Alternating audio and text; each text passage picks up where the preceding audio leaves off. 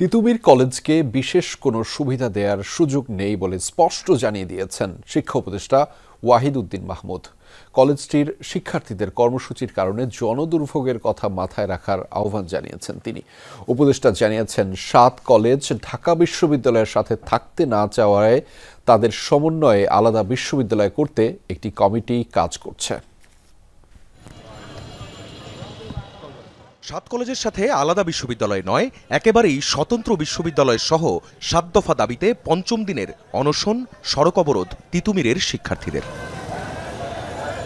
ইজতেমার কারণে মূল সড়ক আর রেল বাদ দিয়ে শিক্ষার্থীদের ঘোষণা, উত্তর সিটির যে কোনো পয়েন্টে যখন তখন অবরোধ করবেন তারা। ঢাকা নর্থ সিটির ভিতরে যতগুলো জোন আছে প্রত্যেকটাতে আমাদের সুবিধা মতো আমরা কর্মসূচি বাস্তবায়ন করব। এ পথে গুরুত্বপূর্ণ 3টি হাসপাতাল। সড়ক অবরোধে উপায় না পেয়ে একজন ক্যান্সার রোগী কিছু দূর পায়ে হেঁটে পরে রিকশায় ফিরছেন। আমরা তো হাসপাতালে ছিলাম, আমরা সঠিক জানি না।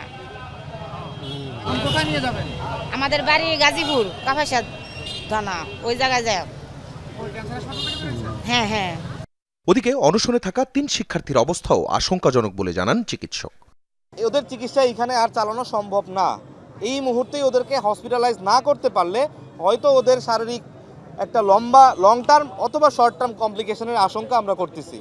সোমবার মূল সড়ক সহ রেলপথেও অবরোধের কর্মসূচি আছে তাদের। একনেক মিটিং শেষে উপদেষ্টা বলেন, সময় বেঁধে দিয়ে দাবি বাস্তবায়নের আলটিমেটাম কাঙ্ক্ষিত নয়। শিক্ষার্থীদের মানুষের দুর্ভোগের কথা মাথায় রাখতে বলেন তিনি, বলেন ক্লাসে ফিরে যেতে।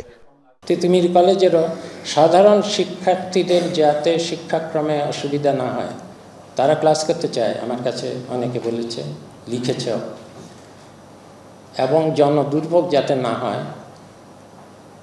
কর্মসূচি যদি দিতেই হয় সেরকম কর্মসূচি দিতে থাকুক।